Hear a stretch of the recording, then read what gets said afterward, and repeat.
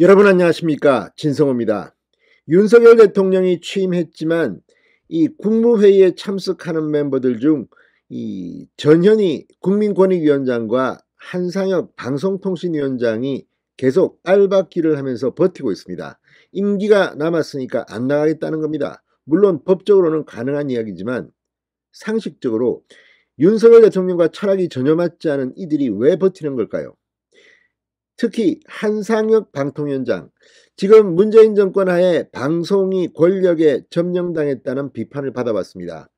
무엇보다 김어준의 뉴스공장을 보면 알겠지만 저렇게 심하게 편파적인 방송을 해도 문재인 정권의 인사들이 주축이 된 방송통신위원회, 방송통신심의위원회는 봐줬다는 비판을 받고 있습니다.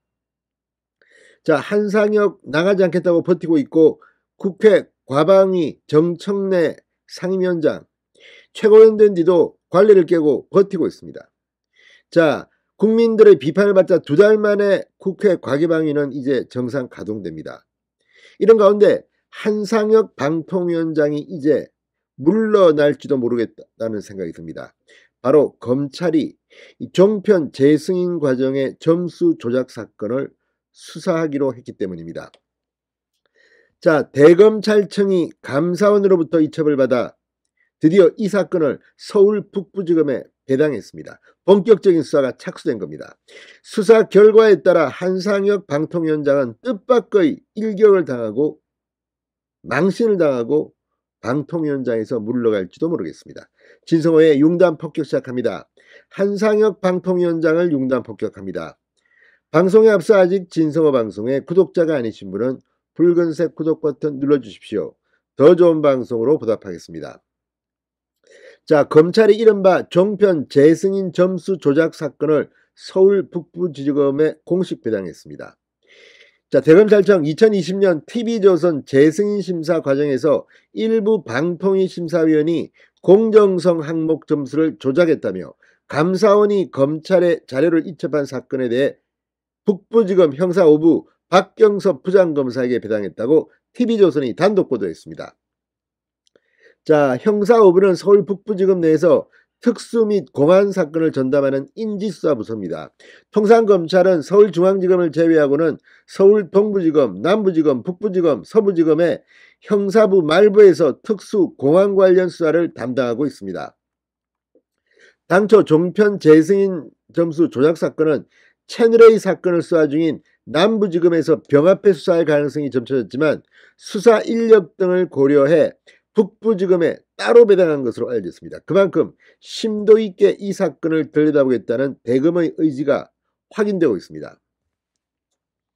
자, 검사 관계자는 TV조선에 남부지검에 현재 진행 중인 주요 사건이 많아 현재 업무 부담이 적고 수사를 잘할 수 있는 북부지검에 간 것으로 한다. 형사부서가 아닌 인지부서에 배당한 것도 같은 이유일 것이라고 했습니다. 지금 방통위는 긴장해야 할 겁니다. 자, 2020년 종편 재승인 심사에서 TV조선은 총점 653.39점으로 기준을 넘었지만 공정성 항목에서 104.15점으로 기준점 105점에 0.85점 미달하는 104.15점을 받았습니다. 그런데 감사원은 최근 방통위 감사 과정에서 일부 재승인 심사위원들이 평가 점수를 제출한 뒤 이후에 점수를 낮춘 정황을 확인한 것으로 알려졌습니다. 감사원은 감사 과정에서 방통위 직원들의 컴퓨터를 포렌식했고 일부 실무자들로부터 점수를 조작한 정황들을 확인한 것으로 전해졌습니다. 자, 문재인 정권 하에서 말 안 듣는 몇몇 종편들이 있었던 것으로 보입니다. TV조선이 대표인 게 아닌가 싶습니다. 심지어 이재명 민주당 대표 과거 TV조선을 폐간시켜야 한다는 이런 발언까지 했습니다.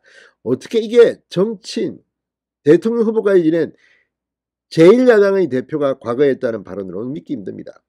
TV조선에 대한 공격은 민주당에서 내내 이어졌습니다. 이 이유가 뭐겠습니까? 그만큼 TV조선이 다른 방송들과는 달리 말을 안 듣고 문재인 정권을 비판했다는 반증 아니겠습니까? 자, 이게 드디어 정권이 바뀐 뒤 윤석열 대통령이 취임한 뒤 감사원 감사에서 드러난 겁니다. 물론 예단하지는 않겠습니다. 그렇지만 검찰의 수사 결과에 따라 한상혁 방통위원장은 옷을 벗는 상황이 올 수도 있습니다. 아니, 만약 더 심한 윗선과의 문제가 생긴다면 사법 처리, 구속까지도 갈 수 있는 사안입니다. 아무튼 대한민국은 이렇게 뭐 입시 부정, 무슨 채용 비리, 또 이런 공정성, 심사 비리 이런 것을 국민들은 정말 전려드려야 됩니다. 자, 아무튼 공정하고 정의로운 나라를 만들겠다는 윤석열 대통령의 입장. 이번 방통위의 이 사건은 물론 조사해서 결과를 봐야겠지만 정말 민주국가에서 있어서는 안 될 일입니다. 한상혁 방통위원장 언제까지 버티는지 두 눈을 부릅뜨고 지켜봐야 할 것 같습니다. 지성호의 융단 폭격이었습니다. 여러분 감사합니다.